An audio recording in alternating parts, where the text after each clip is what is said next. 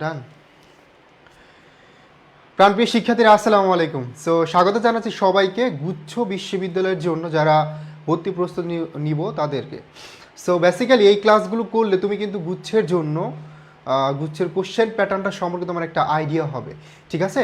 এবং তোমরা যেহেতু এখানে সময় পাচ্ছ 2 মাসের মতো, তার মানে এই সময়টায় একদম বেস্ট একটা প্রিপারেশন যাতে তুমি নিতে পারো, এই জন্য মূলত আমাদের এই ফ্রি ক্লাসগুলো, ঠিক আছে?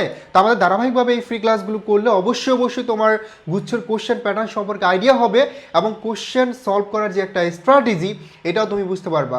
হাজার হাজার শিক্ষার্থী যারা অনেক পড়াশোনা করা সত্ত্বেও ভালো করতে পারে না, রিজন একটাই, তারা যেই বিশ্ববিদ্যালয়ে পরীক্ষা দিব ওই বিশ্ববিদ্যালয়ের কোশ্চেন প্যাটার্ন ধরতে পারে না এবং ওই বিশ্ববিদ্যালয়ের জন্য প্রিপারেশন না নিয়ে তারা এলোমেলোভাবে প্রিপারেশনটা নেয়। টপিক পরে ঠিকই, কিন্তু কোনটা গুরুত্বপূর্ণ গুচ্ছের জন্য, কোন টপিক থেকে গুচ্ছতে কোশ্চেন বেশি আসে এই বিষয়টা তারা জানে না, ঠিক আছে?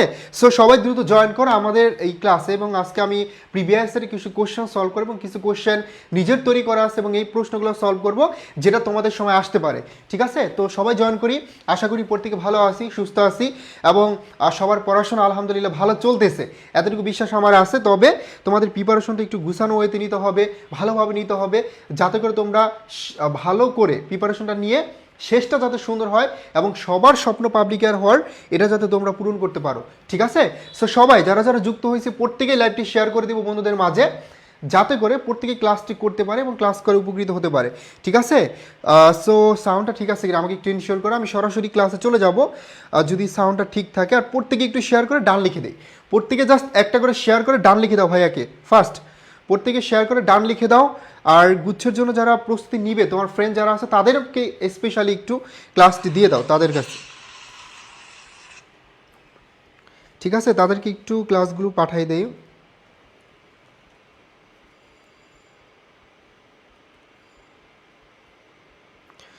ওকে, সো অনেকে অলরেডি যুক্ত হয়েছো।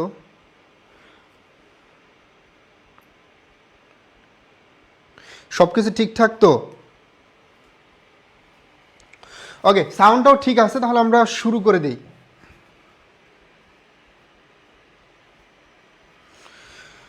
ওকে, সো আমি একটা শেয়ার করে দিচ্ছি।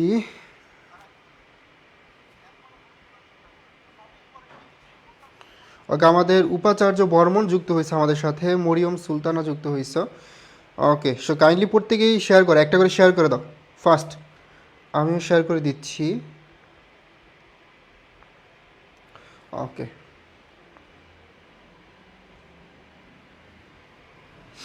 ডান। ওয়ালাইকুম আসসালাম। ওকে, সো আমরা হচ্ছে এর আগে যে ফ্রি ক্লাসটা নিয়েছিলাম সেখানে অলমোস্ট হচ্ছে তোমাদের 5টা কোশ্চেন সলভ, সরি 10টা কোশ্চেন সলভ করছে। আমরা আজকে 11 থেকে শুরু করব এবং এখানে যে প্রশ্নগুলো দেখতে পাচ্ছ প্রত্যেকটা প্রশ্ন গুচ্ছের জন্য খুবই খুবই খুবই গুরুত্বপূর্ণ, ঠিক আছে? তো আমরা 10 থেকে শুরু করতে যাচ্ছি।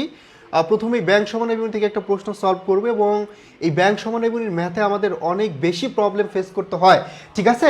সো এটা কিভাবে তুমি শর্টকাট ট্রিক্সে মনে রাখতে পারবা, এটাই হচ্ছে আমরা ক্লাসে দেখাবো।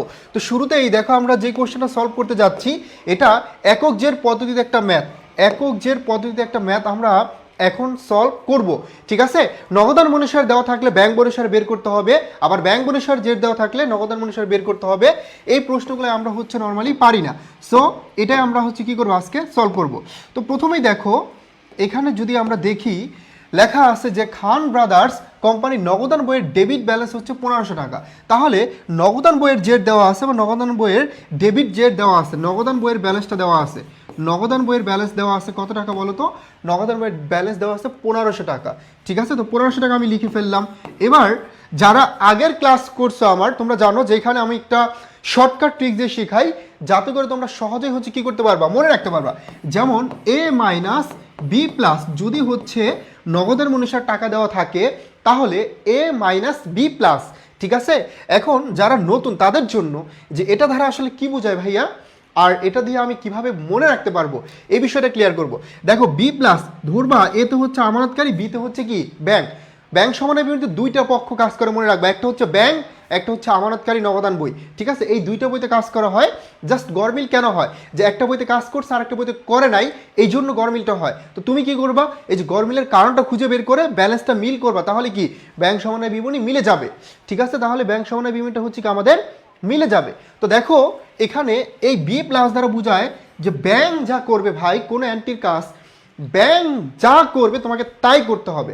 আর এই আমানতকারী, এখানে এটা আমানতকারী, আমানতকারী যা করবে তার বিপরীত। ধরো আমানতকারী কোন অ্যান্টির কাজ যোগ করছে, তুমি করবা বিয়োগ। আমানতকারী বৃদ্ধি করছে, তুমি করবা হ্রাস। আমানতকারী বিয়োগ করছে, তুমি করবা কি যোগ। ঠিক আছে, এই কাজগুলো করতে হবে।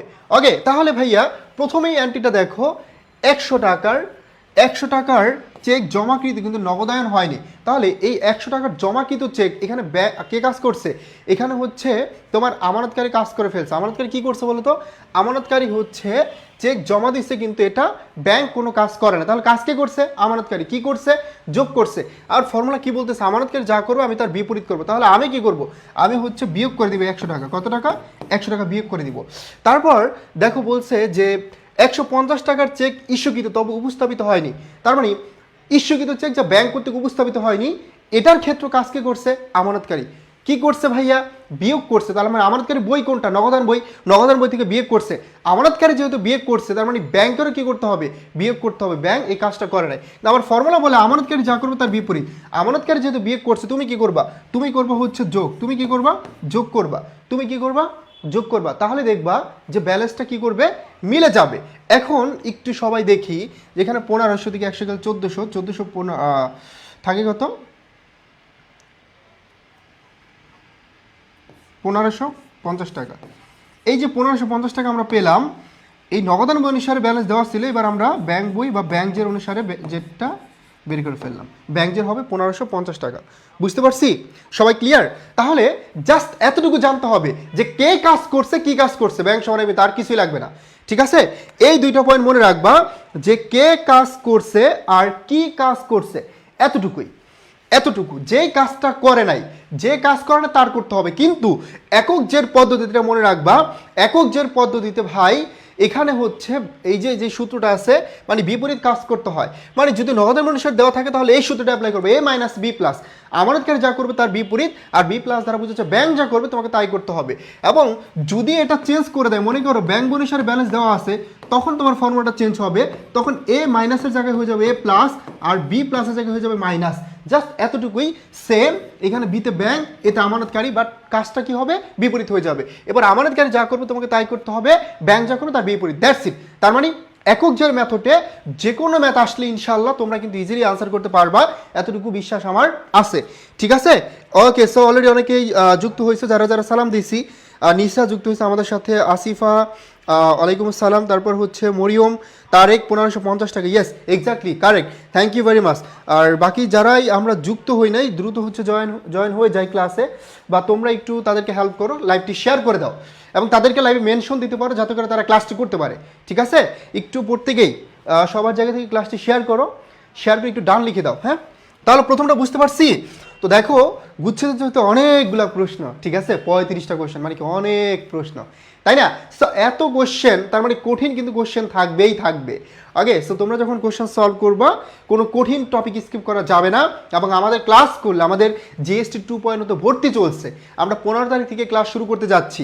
ঠিক আছে, তার মানে এই ক্লাসগুলো করলে এখানে কিন্তু আমরা প্রত্যেকটা টপিক একদম এ টু জেড ক্লিয়ার করে দিব, পানির মতো।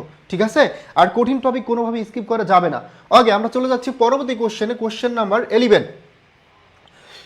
এই প্রশ্নটা খুবই সহজ একটা প্রশ্ন, এবং এটা গুচ্ছরে একটা কোশ্চেন, তোমরা জানো। এই প্রশ্নটা কি চাইছে দেখো, এই প্রশ্নটাই বলছে যে 51,900 টাকা আয়কর, কি বলতো, আয়কর প্রদান ডেবিট হবে কোন হিসাবটি?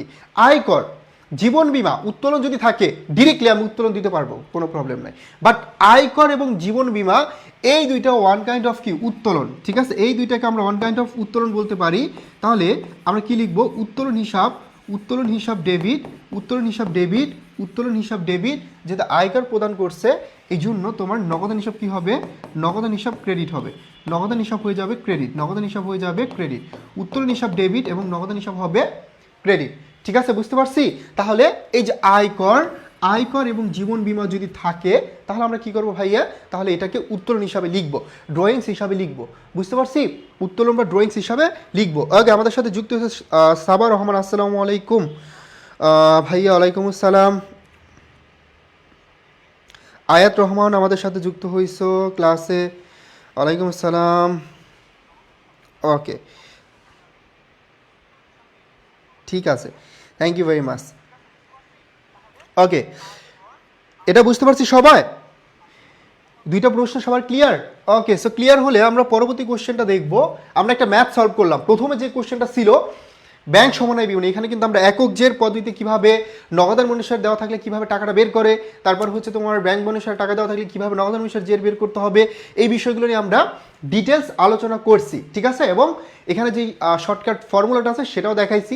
যারা দেখো নাই তারা পরবর্তীতে ক্লাস শেষ হলে এটা মাস্ট দেখে নিবা। ওকে, উত্তোলন, yes Tarek, thank you very much. তারপর আমরা চলে যাচ্ছি পরবর্তী কোশ্চেনে। এই কোশ্চেনটা আরও সহজ, দেখো।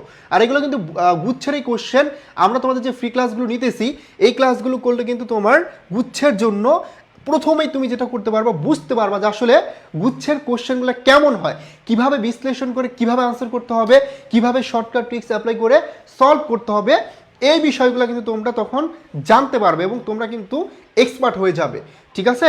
কালারগুলো চোখে লাগছে, চোখে লাগছে। আচ্ছা, আজকে একটু কালারফুলই থাক, মাঝে মাঝে হচ্ছে কালারফুল রাখতে হয়। Okay, so share done. Dipu Kumar, thank you ভাইয়া। পূর্বাশা ইসলাম আমাদের সাথে যুক্ত হয়েছে, ওয়ালাইকুম আসসালাম।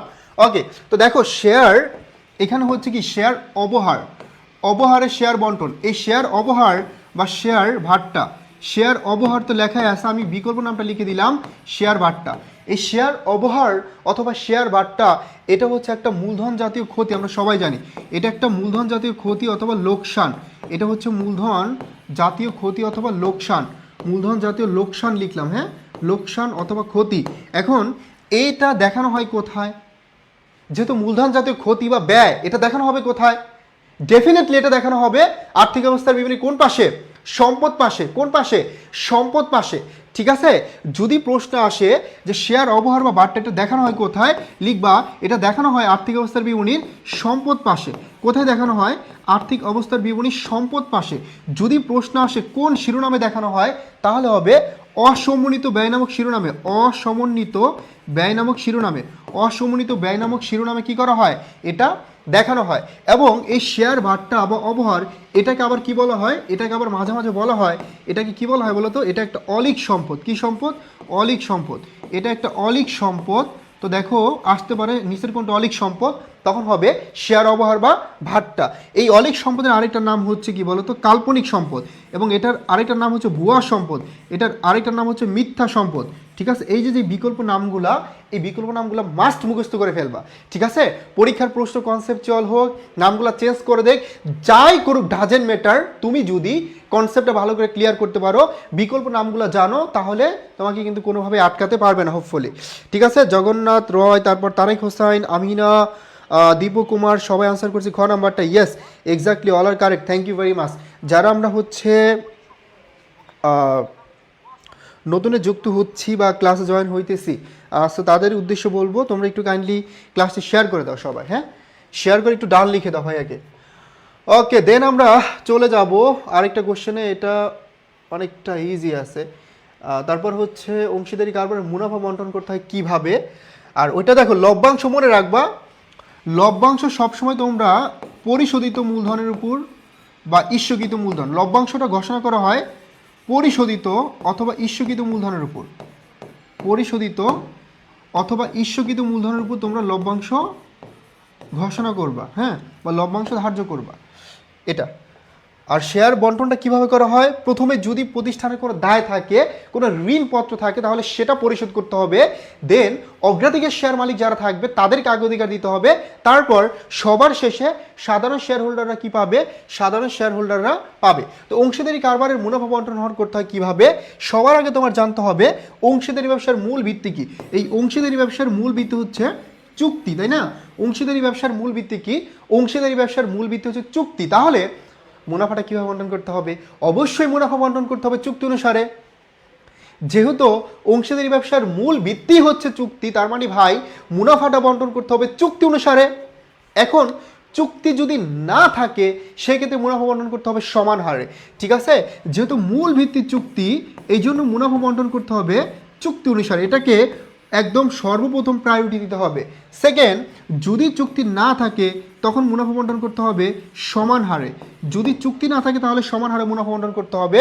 এবং যখন অংশীদারি ব্যবসাটা বিলোপ সাধন হয়ে যাবে, মনে রাখবা বিলোপ সাধন হয়ে যাবে, এই বিলোপ সাধন হয়ে গেলে মুনাফা বন্টন করতে হবে অংশীদারি ব্যবসার ক্ষেত্রে মূলধন ব্যালেন্সের ভিত্তিতে। কিসের ভিত্তিতে? মূলধন ব্যালেন্সের ভিত্তিতে। যখন বিলোপ সাধন হয়ে যাবে তখন মুনাফা বন্টন করতে হবে মূলধন ব্যালেন্সের ভিত্তিতে।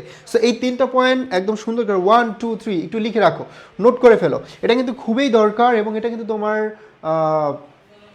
এটা কিন্তু হচ্ছে দেখবা যে থিওরিতে যেমন লাগবে, যখন ম্যাথ আসবে তখন হচ্ছে বলবে যে ধরো এ বি সি, রিনা মিনা টিনা, হ্যাঁ টিনা কত পাবে, এরকম আসতে পারে না? তো ওই টিনার জায়গায় হচ্ছে কি করতে হবে, মুনাফাটা বন্টন করতে হবে চুক্তি অনুসারে। এখন চুক্তি না থাকলে তখন 3জন অংশীদার থাকলে 3জনের সমান হারে ইকুয়ালি হচ্ছে মুনাফাটা পাবে, ইকুয়ালি হচ্ছে কি মুনাফাটা পাবে, ঠিক আছে? ইকুয়ালি হচ্ছে তখন তারা মুনাফাটা পাবে। Okay, have you got it or not? Then আমরা হচ্ছে এবার মজুদ আবর্তন অনুপাতের একটা ম্যাথ সলভ করব। সো মজুদ আবর্তন অনুপাত, দেনাদার আবর্তন অনুপাত, সম্পদ আবর্তন অনুপাত, এই মনে রাখবা আবর্তন যত অনুপাত আছে, আবর্তনের ইংরেজি হচ্ছে টার্ন ওভার। কি বলতো? আবর্তনের আরেকটা নাম হচ্ছে টার্ন ওভার, ঠিক আছে? আবর্তনের আরেকটা নাম হচ্ছে টার্ন ওভার, তার মানে টার্ন ওভার। অনেক সময় আবর্তন না এসে টার্ন ওভার চলে আসবে। আর মনে রাখবা যত আবর্তন অনুপাত আছে এগুলো হচ্ছে ব্যবসায়িক কর্মতৎপরতা অনুপাত, এবং এগুলা ব্যবসায়ের দক্ষতা যাচাই করে, দক্ষতা যাচাই অনুপাত, ঠিক আছে?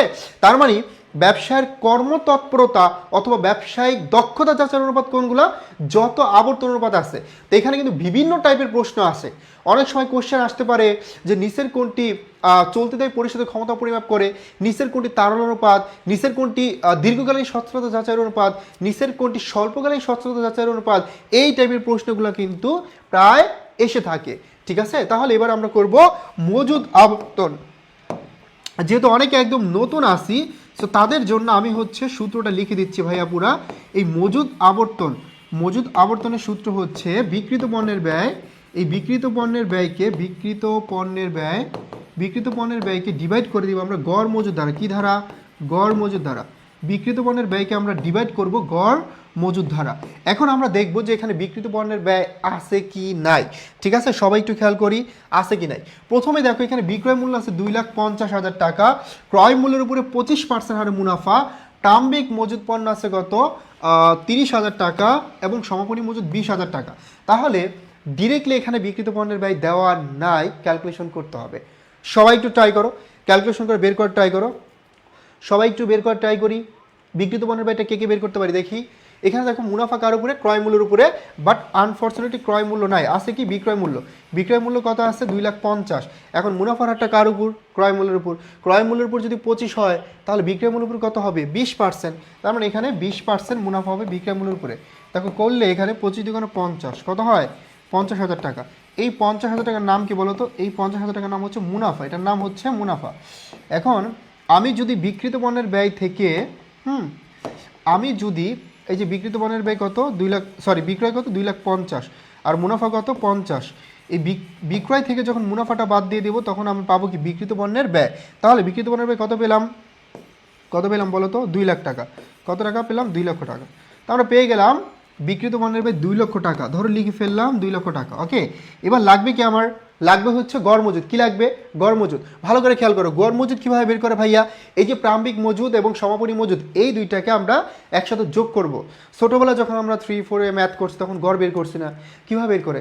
যতগুলো সংখ্যা থাকে সবগুলো যোগ করতে হয় এবং ওইটা দ্বারা ভাগ করতে হয় নাম্বার দ্বারা, ঠিক আছে? তাহলে দেখো এখানে প্রারম্ভিক মজুদ আছে কত 30 আর সমাপনী মজুদ কত আছে 20। তার মানে গড় মজুদ বের করলে এই 30 আর হচ্ছে 20 কত হয়? 30, 20, 50।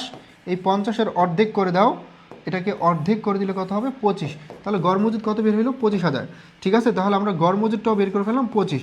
আর যদি একটা থাকে তাহলে আর ভাগ করার কোনো দরকার নাই, ঠিক আছে? এখন দেখো কতবার হয়? 8 বার। কতবার হচ্ছে?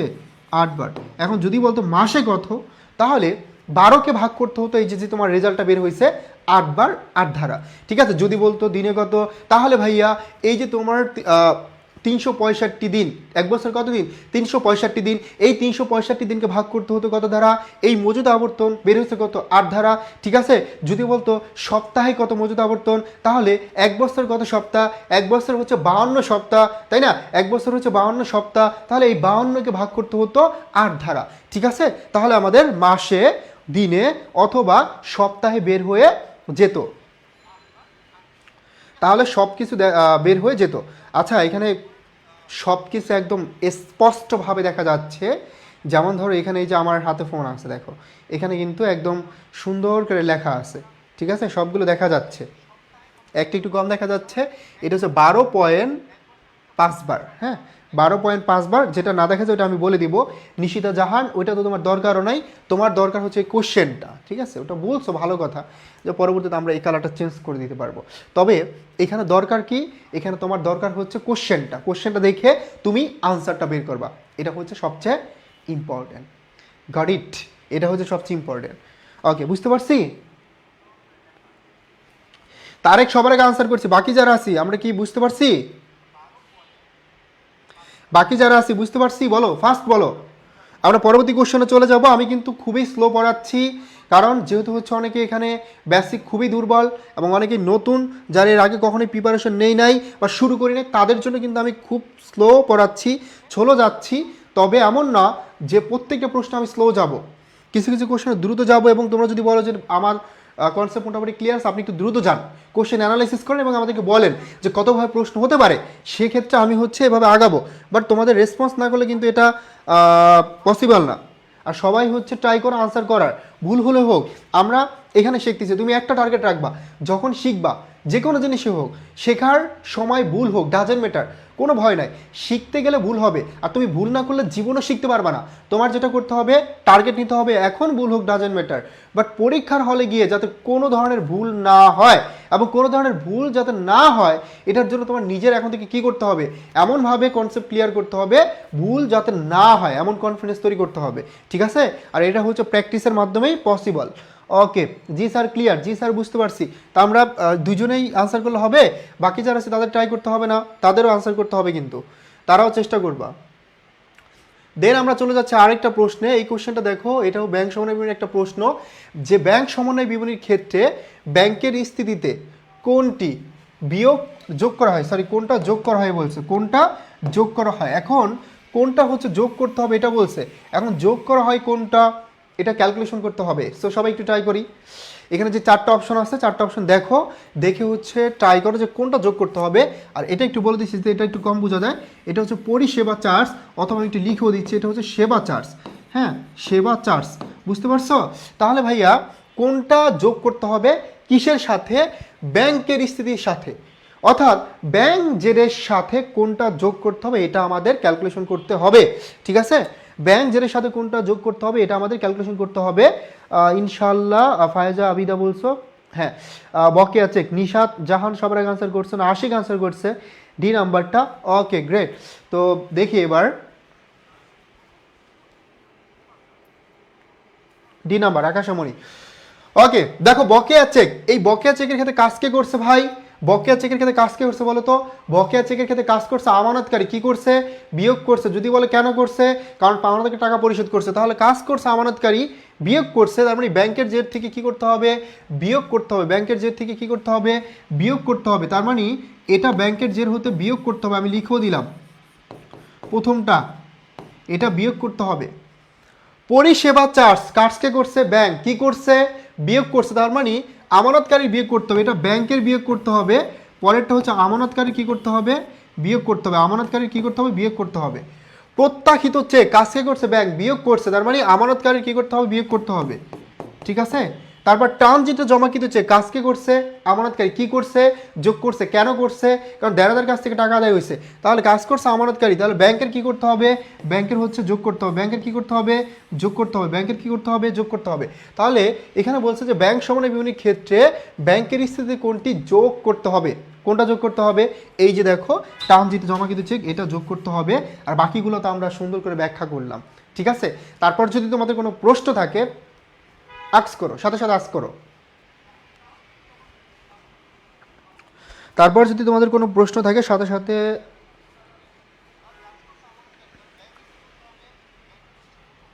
ক্লিয়ার, এটা সবার ক্লিয়ার?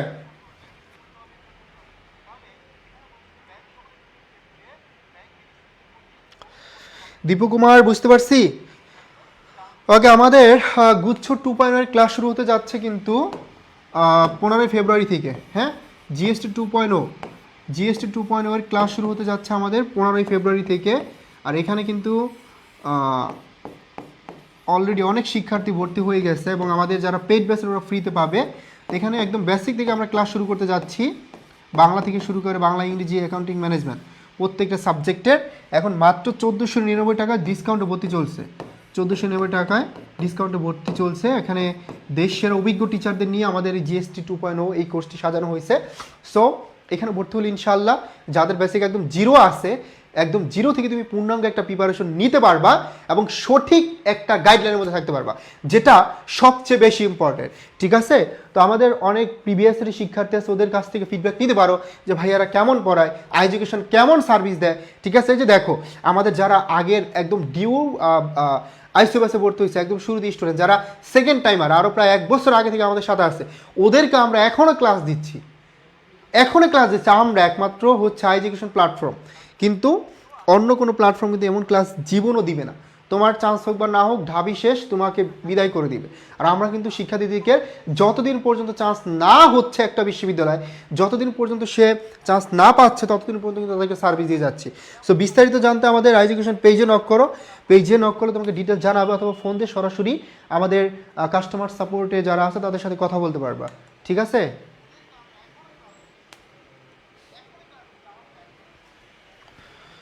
ওকে। সো দেন হচ্ছে আমরা চলে যাচ্ছি পরবর্তী কোশ্চেনে, কোশ্চেন নাম্বার 17। এই প্রশ্নটা তো থিওরি থেকে আসছে, এটা তোমরা নিজেরাই পারবা। এই সবাই ট্রাই করো ফার্স্ট, এটা সবাই পারবা, নিজেরা পারবা, আনসার করে ট্রাই করো, দেন আমি ব্যাখ্যা করব, বিশ্লেষণ করব। ঠিক আছে, সবাই ট্রাই করো। এখানে বলছে যে একটা কোম্পানি যখন নিজের শেয়ার নিজেই ক্রয় করে তখন তাকে কি বলে? সিম্পল ভাই, কোম্পানি কেন নিজের শেয়ার নিজে ক্রয় করবে? কোম্পানি কি পাগল হয়ে গেছে নি? কোম্পানি পাগল হয় না, মানে কোম্পানির মালিক কি পাগল হয়ে গেছে যে সে নিজে বিজ্ঞাপন দিল শেয়ার বিক্রির জন্য, বাজারে শেয়ার বিক্রির জন্য সে নিজে বিজ্ঞাপন দিল, আবার এখন সেই নিজে শেয়ার ক্রয় করবে? এটা কেমন কথা ভাইয়া? ঠিক আছে, এবং এটা কেন করে? প্রথমত এটা একটু ক্লিয়ার করি। কোম্পানি যখন নিজের শেয়ার নিজে ক্রয় করে তখন বলা হয় ট্রেজারি স্টক। কোম্পানি যখন নিজের শেয়ার নিজে ক্রয় করে তখন তাকে বলা হয় ট্রেজারি স্টক। কি বলা হয়? Treasury stock. এখন কেন নিজের শেয়ার নিজে ক্রয় করে? এটা হচ্ছে শেয়ারের দাম বৃদ্ধি করার জন্য, শেয়ারের মূল্য বৃদ্ধি করার জন্য। যখন কোম্পানি নিজের শেয়ার নিজেই ক্রয় করবে তখন কিন্তু শেয়ারের চাহিদাটা বৃদ্ধি পাবে। আর যখন ক্রেতা আসে বা শেয়ার হোল্ডার আসে, তারা ট্রাই করবে যে শেয়ারের যেহেতু চাহিদা অনেক বেশি, এই জন্য বেশি দামে কী করবে? শেয়ার কিনে ফেলবে। এই জন্য যে শেয়ারের মূল্য বৃদ্ধি করার মূল উদ্দেশ্য, শেয়ারের মূল্য বাড়ানো বা শেয়ারের মূল্য বৃদ্ধি করা, এটা হচ্ছে মূল উদ্দেশ্য ট্রেজারি স্টকের। আর এই জন্যই কোম্পানি নিজের শেয়ার নিজে ক্রয় করে। হ্যাভ ইউ গট ইট?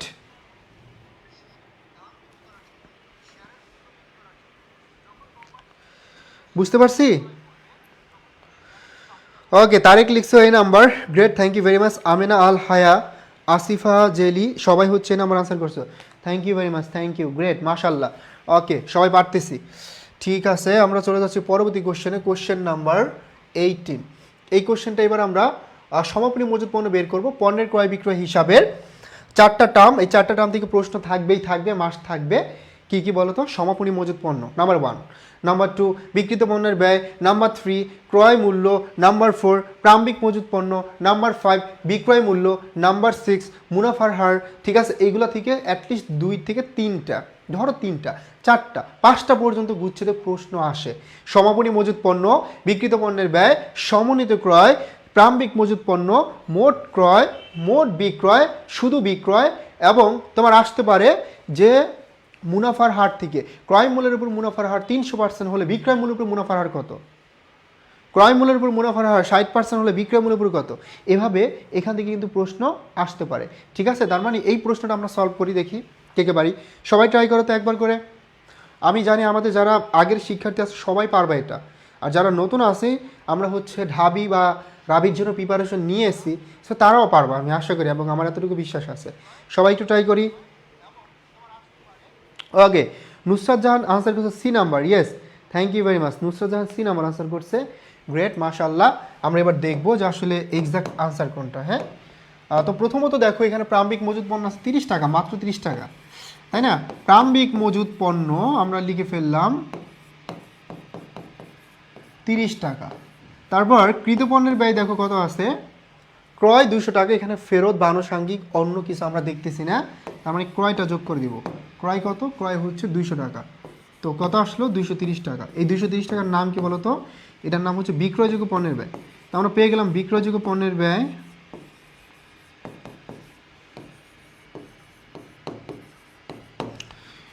এখান থেকে আমি বাদ দিব হচ্ছে কি চাইছে, সমাপনী মজুদ পণ্য, তাহলে বাদ দিতে হবে বিক্রিত পণ্যের ব্যয়।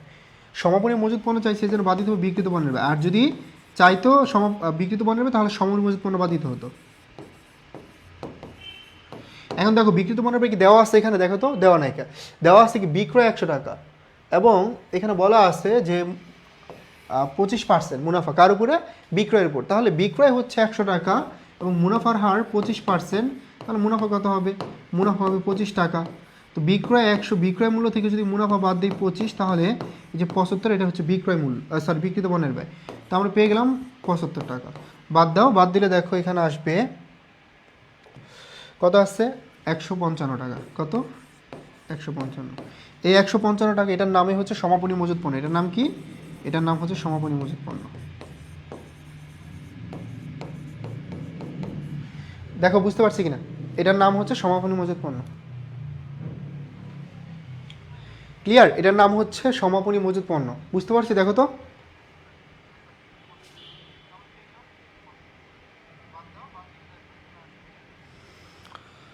ওকে। সো তারেক আনসার করছো, মিতুর রহমান, তারপর হচ্ছে আয়াত রহমান, দীপু কুমার, গ্রেট, মাশাল্লাহ, দিলওয়ার হোসাইন। সো দিলওয়ার নামে আমাদের একজন ইনস্ট্রাক্টরে আছে, ঠিক আছে? তোমাদের ম্যানেজমেন্ট ক্লাস নেবেন, তোমরা অনেকে হয়তো চিনো, দিলওয়ার ভাই আমাদের, তোমাদের সবার প্রিয় দিলওয়ার স্যার। ওকে, আমিনা, সবাই আনসার করছে C number. Okay, thank you very much, all are correct, thank you. Clear? এই সূত্রটা, এই স্ট্রাকচারটা মনে রাখবো। আমি 4টে স্টেপে এই চ্যাপ্টার যত ম্যাথ আছে সব 4টে স্টেপে আমরা শিখাই। এখানে 2 নম্বর স্টেপ হচ্ছে এটা, এবং এটা কিন্তু খুবই গুরুত্বপূর্ণ একটা স্টেপ। জাস্ট সিকোয়েন্সটা মনে রাখবা। এখানে প্রারম্ভিক মজুদ পণ্য বলো, ক্রয় বলো, বিক্রয়যোগ্য পণ্যের ব্যয় বলো, বিক্রিত পণ্যের ব্যয়, সময়ের মজুদ পণ্য, 4টার যেটাই চাক ইজিলি তুমি 100% কনফিডেন্স নিয়ে আনসার করতে পারবা যদি সিকোয়েন্সটা মনে রাখতে পারো। বাট এখানে সূত্র মুখস্থ করলে তুমি হুট করে ভুলে যেতে পারো পরীক্ষার হলে গিয়ে। এই জন্য অবশ্যই সিকোয়েন্স কী করতে হবে? সিকোয়েন্সটা মনে রাখতে হবে। জি স্যার, ক্লিয়ার, থ্যাংক ইউ। ওকে, পরবর্তী কোশ্চেন দেখবো আমরা, সামনের দিকে যাচ্ছি। এটা হচ্ছে খুবই সহজ একটা প্রশ্ন। এবার মুনাফার হার থেকে কোশ্চেন আসছে যে বিক্রয় মূল্যের উপরে মুনাফার হার, বিক্রয় মূল্যের উপরে মুনাফার হার 75% হলে ক্রয় মূল্যের উপর মুনাফার হার কত? এখন আমি শুরুতে হচ্ছে স্বাভাবিক নিয়মটা শিখাই। বিক্রয় মূল্যের উপর থাকলে বিয়োগ প্রক্রিয়া, বিক্রয় মূল্যের উপর থাকলে বিয়োগ প্রক্রিয়া মনে রাখবা। আর বিক্রয়ের প্রথমে বি আছে, বিয়োগের প্রথমে বি আছে, তার মানে বিক্রয় মূল্যের উপর থাকলে হচ্ছে বিয়োগ প্রক্রিয়া, ঠিক আছে? বিক্রয় মূল্যের উপর থাকলে হচ্ছে বিয়োগ প্রক্রিয়া। আর ক্রয় মূল্য বা যত ব্যয় আছে, এই যে ক্রয় মূল্য, ব্যয়, মোট ব্যয়, বিক্রিত মূল্য, যত ব্যয় আছে পৃথিবীতে, এটার উপর থাকলে হচ্ছে মুনাফার হার যোগ প্রক্রিয়া। তো দেখো এখানে আছে বিক্রয় মূল্যের উপরে, তার মানে কি প্রক্রিয়া? বিয়োগ প্রক্রিয়া। বিক্রয় মূল্যের উপরে আছে বিয়োগ প্রক্রিয়া, তাহলে উপরে 75, আর নিচে কি করবে? 100 থেকে 75 মাইনাস করবা, ইন্টু কত ভাইয়া? 100। তাহলে দেখো এখানে 75, আর নিচে 100 থেকে 75 মাইনাস করলে হয় 25, ইন্টু কত? 100। তাহলে 25 একে 25, 3 25 কত? 75, 3 দিয়ে 100কে গুণ করলে 300%। কত পার্সেন্ট বের হলো? 300%। ঠিক আছে? তাহলে বিক্রয় মূল্যের উপর মুনাফার হার 75 হলে ক্রয় মূল্যের উপর কত হবে? 300%। এই যে এ নাম্বারটাই কারেক্ট। কত পার্সেন্ট? 300%। বুঝতে পারছি? ওকে, সবাই তো আনসার করতেছি, গ্রেট, আলহামদুলিল্লাহ, সবাই পারতেছি, মাশাল্লাহ। মিতুর রহমান, নিশিতা জাহান। আচ্ছা, এখানে তোমরা কে কে আমাদের 2.0 ভর্তি আসছো পেট বেসে? 2.0 কে কে ভর্তি হয়েছে একটু হাত তুলি, হাত তুলো। হাত নাই তো অ্যাটলিস্ট বলো যে আমি আসি, এটাই ধর হাত তোলা, ঠিক আছে? সাবা রহমান, আকাশমণি, সবাই, আয়াত রহমান, সবাই আনসার করছো 300%। ওকে, গ্রেট। আচ্ছা, কে কে আমাদের 2.0 ভর্তি আসছি? জিএসটি 2.0 বলো তো।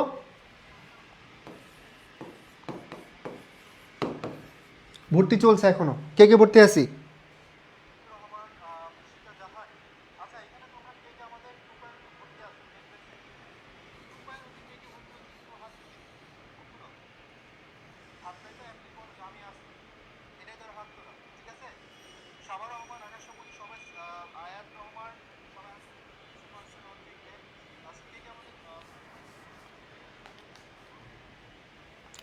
কে কে আছে একটু বলো, রেসপন্স করো। তারপর ব্র্যান্ড নেম, কোন ধরনের সম্পদ, এগুলো সবাই পারি আমরা। যে সম্পদটা ধরা যায় না, ছোঁয়া যায় না, স্পর্শ করা যায় না কিন্তু অর্থনৈতিক মূল্য আছে, অর্থাৎ যে সম্পদটা ধরা যাবে না, ছোঁয়া যাবে না কিন্তু অর্থনৈতিক মূল্য আছে, সেটা হচ্ছে কি অস্পর্শনীয় সম্পদ, ইনটেনজিবল অ্যাসেট। ঠিক আছে, যেটা কি করতে পারবে না, তুমি হচ্ছে দেখতে পাবে না, ছুঁতেও পারবে না, বাট এটার আবার কি আছে, অর্থনৈতিক মূল্য আছে। ঠিক আছে, এটা হচ্ছে অস্পর্শনীয় সম্পদ অথবা ইনটেনজিবল অ্যাসেট। ওকে, অনেকেই তো আছে, আমি পেড ব্যাচের মানে 2.0 এর কে কে আসি তাদেরকে, যেমন আমাদের দেলাওয়ার হোসেন আছে, আমি আছি, গ্রেট, মাশাআল্লাহ, ওয়েলকাম। আগাশা মণি আছে, মরিয়ম, নিহা, ভাই আমি পেড ব্যাচের, গ্রেট। মিতুর রহমান, তারেক, তারেক তো আমাদের আগের স্টুডেন্ট মনে হয় না, তারেক, তারপর হচ্ছে সাবা রহমান, এরা হচ্ছে কি আমাদের আগের একদম সেকেন্ড টাইম থেকে আসে অনেকে, নিশাদ আছে। ওকে, গ্রেট। সো তোমাদের হচ্ছে একটা কনফিউশন থাকতে পারে যে ভাইয়া কবে থেকে ক্লাস শুরু হবে। আজকে কিন্তু আমি গ্রুপে একটা পোস্ট করে দিছি, ঠিক আছে? তো ক্লাস শুরু হতে যাচ্ছে 15 তারিখ থেকে। তো তোমাদের ফ্রেন্ড যারা আছে ওদেরকে একটু বলবা, একটু ইনভাইট করবা, ঠিক আছে? সো হোপফুলি আমি এতটুকু তোমাদের কথা দিতে পারবো, বা আমি তোমাদেরকে বলতেছি যে ধরো তোমাদের যতটুকু এক্সপেকটেশন, ইনশাল্লাহ এডুকেশন তার থেকে অনেক বেশি পাবে। যে পরিমাণ এক্সপেকটেশন নিয়ে ভর্তি হয়েছো, যে পরিমাণ ক্লাস দেওয়ার কথা, তার থেকে অনেক বেশি পাবে ইনশাল্লাহ, ঠিক আছে? যদি এটার এই কথার মনে করো পরবর্তী দেখো যে ভাইয়ের কথার সাথে কাজে মিল নাই, তাহলে ভাইয়াকে বলবো জাস্ট। ওকে, তো তোমাদের ফ্রেন্ডদেরকে একটু জানাতে পারো, যাতে ওরাও হচ্ছে একদম শুরু থেকে আমাদের ক্লাসগুলো করতে পারে, ঠিক আছে? তো তোমরা একটু জানাবা, তোমাদের ফ্রেন্ডদেরকে জানাবে। আর আমরা ইনশাল্লাহ 15 তারিখ থেকে ক্লাস দিতে যাচ্ছি। আর এখন তো ফ্রি ক্লাস হচ্ছে, গ্রুপ সাবজেক্টের হইতেছে, বাংলা ইংরেজির হইতেছে, এই ক্লাসগুলো করো, মনোযোগ দিয়া কোশ্চেন প্যাটার্নটা বোঝার ট্রাই করো, গুচ্ছের কোশ্চেন কেমন হয় এগুলো একটু বোঝার ট্রাই করো, দেন আমরা একদম বেসিক থেকে ক্লাস দিব ইনশাল্লাহ, ঠিক আছে?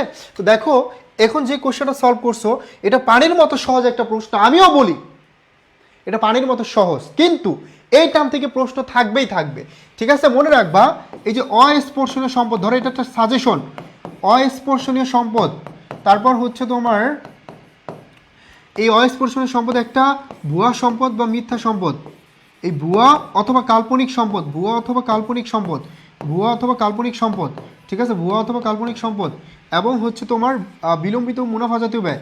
এই তিনটা টার্ম থেকে তোমাদের দুইটা প্রশ্ন জিএসটি থাকবে, বিলম্বিত মুনাফা জাতীয় ব্যয়, এই তিনটা টার্ম থেকে তোমাদের দুইটা এমসিকিউ এই বছরই থাকবে, দেখবা এই টার্মগুলো পানির মতো সহজ, কিন্তু এই টার্ম থেকে প্রশ্ন থাকবে এবং সবাই কিন্তু কারেক্ট আনসার দিচ্ছ অস্পর্শনীয় সম্পদ। তাহলে স্পর্শনীয় স্থায়ী সম্পদ কোনগুলা? যে সম্পদটা আমরা দেখতে পাচ্ছি, দেখতে পাই, ভিজুয়ালাইজ, এবং যেটা থেকে আমরা দীর্ঘমেয়াদে একটা সেবা পাবো, সার্ভিস পাবো, সেটা হচ্ছে তোমার স্থায়ী সম্পদ। সেটা কি? সেটা হচ্ছে স্থায়ী সম্পদ। ওকে, সেটা হচ্ছে স্থায়ী সম্পদ। শোনো, 42টা আর হচ্ছে 100 ক্লাস ডাজেন্ট ম্যাটার, চান্স পাওয়াটা ডিপেন্ড করে নিজের উপর, বাট টিচার যারা আছে তারা ডিরেকশন দিবে, তারা শেখাই দিবে কিভাবে পড়তে হবে, এটা দেখাই দিবে এবং ওই টপিকটা ক্লিয়ার করে দেবে, কিন্তু নিজের পড়তে হবে, ঠিক আছে? নিজের পড়তে হবে। আমরা ফাউন্ডেশন ক্লাসগুলো একদম সম্পূর্ণ ফ্রিতে দিব, ক্লাস করতে হবে, নিজের ইফোর্ট দিতে হবে, দিন শেষে পরীক্ষার হলে গিয়ে পরীক্ষা তুমি নিজে দিবা, এই জন্য নিজের পড়তে হবে, নিজের সময় দিতে হবে, ঠিক আছে?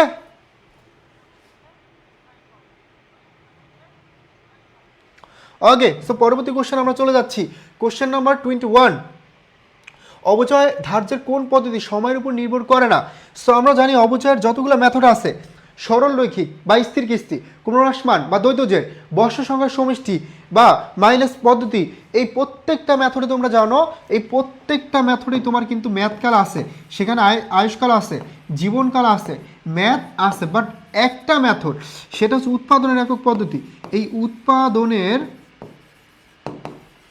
একক পদ্ধতি, এই মেথডে কিন্তু তোমার উৎপাদনের একক পদ্ধতি কিন্তু সময় বা এই যে ম্যাথকাল বা জীবনকাল এটা থাকে না, এটাকে বিবেচনা করা হয় না। হ্যাভ ইউ গট ইট?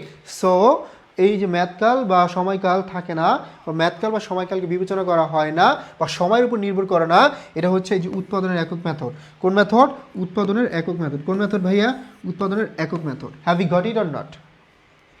উৎপাদনের একক মেথড, বুঝতে পারছি? এটা কিন্তু হবে উৎপাদনের একক মেথড। এটা হবে উৎপাদনের একক মেথড। নিশিত আনসার করছে আকাশমণি, তারপর হচ্ছে মরিয়ম নিহা, আয়াত রহমান, তারপর হচ্ছে Dipu Kumar, great, Tarique Hossain, all are correct, great. সবাই হচ্ছে আমরা ডি নাম্বার আনসার করছি। ইসরাত হচ্ছে ডি নাম্বার আনসার করছি, ওকে। বাকি যারা আছে সবাই একটু ট্রাই করি।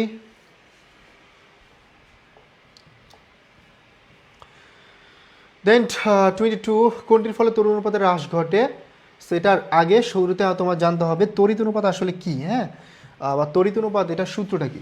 তবে তড়িৎ, তরল, অ্যাসিড টেস্ট, অগ্নি পরীক্ষা, এই তড়িৎ অনুপাত এটা সূত্র হচ্ছে তরল সম্পদ ডিভাইডেড চলতি দায়। এবার তুমি বুঝতে পারবা যে কোনটা হচ্ছে আসলে বাদ যাবে, কোনটা হ্রাস পাবে আর কোনটা বৃদ্ধি পাবে।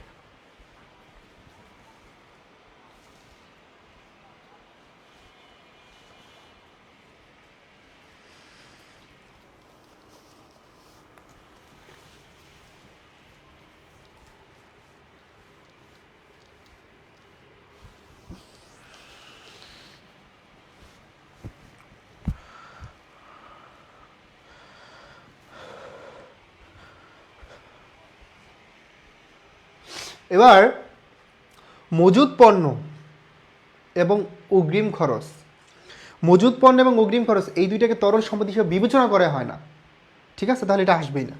প্রাপ্য হিসাবের বৃদ্ধি, তার মানে প্রাপ্য হিসাবের একটা চলতি সম্পদ, চলতি সম্পদ যত বাড়বে, চলতি সম্পদ যত বৃদ্ধি পাবে, তোমার তরল সম্পদটা তত বৃদ্ধি পাবে। প্রদায় সমূহ বৃদ্ধি আর সংগৃহীত মুনাফাটা এটার সাথে সম্পর্ক নেই। তো প্রদায় মানে কি দায়, দায় যত বাড়বে, দেখো এই যে প্রদায় সমূহ একটা চলতি দায়, তো এই চলতি দায়টা যত বৃদ্ধি পাবে, চলতি দায়টা যত বৃদ্ধি পাবে, আলটিমেটলি তোমার এই তড়িৎ অনুপাতটা ততটা হ্রাস পাবে। তাহলে একটাই পাচ্ছি আমরা এখানে, যে এই প্রদায় সমূহ যদি বৃদ্ধি পায় বা চলতি দায় বৃদ্ধি পায়, তাহলে এই যে তড়িৎ অনুপাত এটা তোমার কি করবে, তখন হ্রাস পাবে। ওকে, আমরা সামনের দিকে অগ্রসর হচ্ছি। কোশ্চেন নাম্বার 23, কোনটি অস্থায়ী হিসাব? ভাইয়া এই অস্থায়ী হিসাব কিন্তু সবাই জানি, তাই না? কোনটা অস্থায়ী হিসাব, কোনটা নামিক হিসাব, কোনটা অবাস্তব হিসাব, এইগুলো আমরা সবাই বের করতে পারি। তাহলে অস্থায়ী, নামিক, অবাস্তব, অস্থায়ী, নামিক, অবাস্তব হিসাব কোনগুলো? বিকল্প নামগুলো মনে রাখবা। দেখো অস্থায়ী, এই যে অস্থায়ী, তারপর হচ্ছে নামিক, হ্যাঁ, আরেকটা হচ্ছে কি অবাস্তব, অস্থায়ী, নামিক অথবা অবাস্তব হিসাব। তাহলে অস্থায়ী, নামিক এবং অবাস্তব হিসাব কোনগুলো? অর্থাৎ যে হিসাবগুলো আমাদের আয় হিসাবে যায়, মানে আয় বিবরণীতে যায়, বিশেষ করে সকল প্রকার আয়, সকল প্রকার ব্যয় এবং উত্তোলন বা লভ্যাংশ, এই যেগুলো হচ্ছে নামিক হিসাব, এইগুলো আমার একটা হিসাবকাল শেষে গিয়া ক্লোজ করে দিতে হয়, বন্ধ করে দিতে হয়, এইগুলো হচ্ছে নামিক হিসাব, ঠিক আছে? এইগুলো হচ্ছে নামিক হিসাব। তাহলে কোনটা অস্থায়ী হিসাব? ডি নাম্বারটা। এটা কোনটা হবে? ডি নাম্বারটা, ভাড়া হিসাব। এটা একটা অস্থায়ী হিসাব এবং এটা আমরা কি করি, সমাপনী দাখিলার মাধ্যমে, আমরা কিন্তু সমাপনী দাখিলার মাধ্যমে এই হিসাবগুলা বন্ধ করে দিই। কিসের মাধ্যমে বলো তো? নামিক হিসাবগুলা। এখান থেকে একটা প্রশ্ন থাকবে, এমসিকিউ এখান থেকে একটা কমন, মনে করো অস্থায়ী হিসাব থেকে একটা এমসিকিউ কমন তোমাদের গুচ্ছতে। তাহলে এগুলো আমরা সমাপনী দাখিলার মাধ্যমে ক্লোজ করে দিই। কিসের মাধ্যমে বলো তো? সমাপনী দাখিলার মাধ্যমে এই হিসাবগুলো আমরা ক্লোজ করি। সমাপনী দাখিলার মাধ্যমে এই হিসাবগুলো ক্লোজ করি। কোনগুলো? এই যে আয়, ব্যয়, যত আয় ব্যয় আছে এবং উত্তোলন বা লভ্যাংশ। আর আরেকটা মনে রাখবা, আরেকটা কি বলো তো? আরেকটা হচ্ছে ভাইয়া বিপরীত আয়, বিপরীত ব্যয়। এই প্রত্যেকটা হচ্ছে নামিক হিসাব বা অস্থায়ী হিসাব। এই হিসাবগুলোকে আমরা ক্লোজ করে দিব বা বন্ধ করে দিব। কিসের মাধ্যমে? এই সবগুলোকে আমরা ক্লোজ করে দিব, বন্ধ করে দিব সমাপনী দাখিলার মাধ্যমে। সাবিতা যুক্ত হয়েছে আমাদের সাথে। স্যার সাবিতা, ক্লাস তো আমরা একদম শেষের দিকে চলে আসছি, আর শুরু থেকে ক্লাসটি করে নিবা, হ্যাঁ? ওকে, ঠিক আছে। তাহলে আমরা বুঝতে পারলাম যে অস্থায়ী হিসাব হচ্ছে তোমার আয় ব্যয় উত্তোলন। তাহলে স্থায়ী হিসাব ও বাস্তব হিসাব কোনগুলা? এই যে যেগুলো আমার সমাপনী পরবর্তী আমলে যায়, যেমন ধরো সম্পদ, দায় এবং মূলধন, এইগুলা। ওকে, সো নেক্সট কোশ্চেন নাম্বার 24। সেখানে নতুন অনুপাত থেকে একটা প্রশ্ন আসছে, দেখো নতুন অনুপাত। তো নতুন অনুপাত আমরা সবাই পারি, তাই না? নতুন অনুপাত সবাই পারি। এখানে দেখো একটি অংশীদারি ব্যবসার দুইজন অংশীদার এবং তাদের মুনাফা বন্টনের অনুপাত হচ্ছে কত? 4:3। তাহলে এটা পুরাতন। তারা নতুন একজনকে 2/5 5/2 দিয়ে মুনাফা বন্টনের চুক্তিতে অংশীদার হিসাবে কি করছে, নিল। তাহলে তাদের নতুন মুনাফা কত? এই যে দেখো, এই যে যেই নতুনটা আছে এটার হচ্ছে বিয়োগ ফল, মনে রাখবে এটা কি ফল, বিয়োগ ফল। 5 থেকে 2 গেলে থাকে কত, দেখো শর্টকাট ট্রিক্স, সব শর্টকাট ট্রিক্স।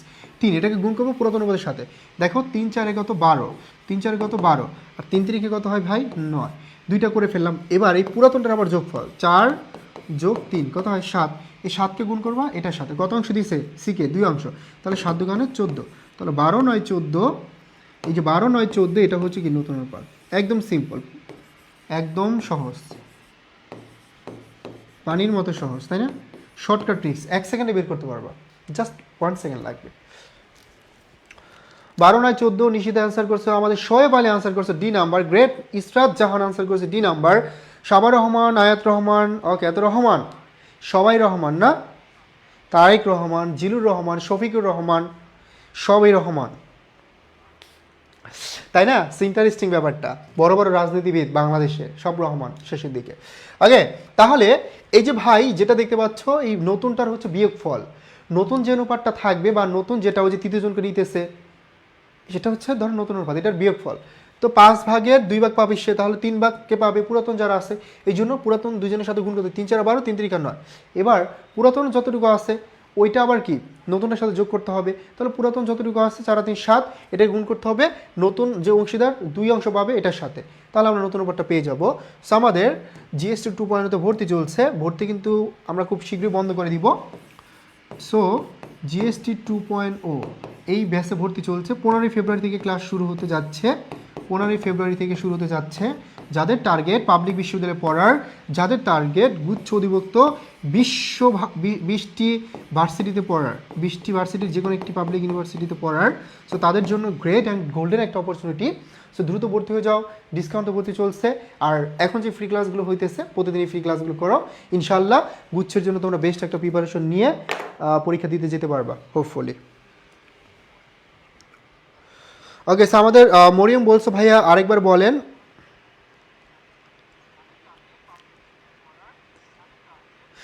আচ্ছা সমস্যা নাই, এই রাগ হওয়া যাবে না, একবার না পারলে আমি 20বার বলবো, কোনো প্রবলেম নাই, ঠিক আছে? সমস্যা নয়, আমি আবারও বলতেছি তুই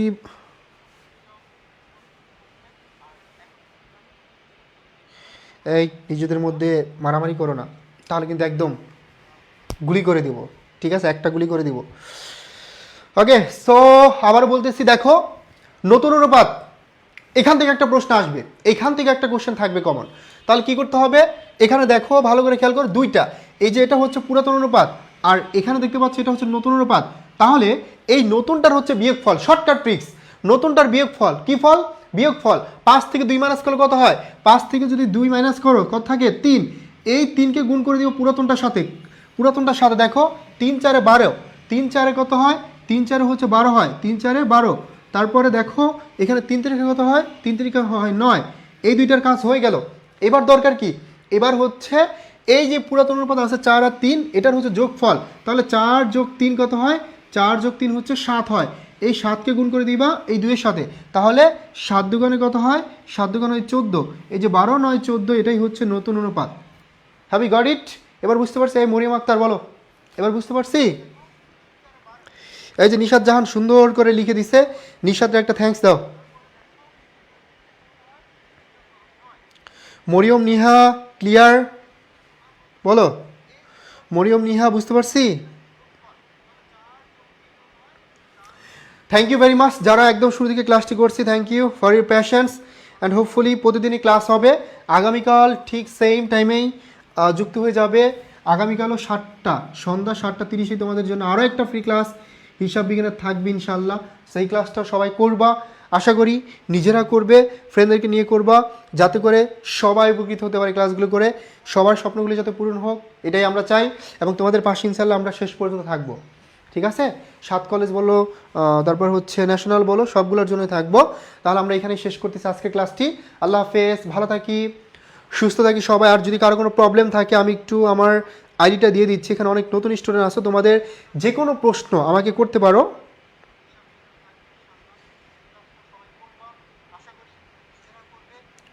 এটা আমার আইডিয়া, আমাকে নক করবা, ঠিক আছে?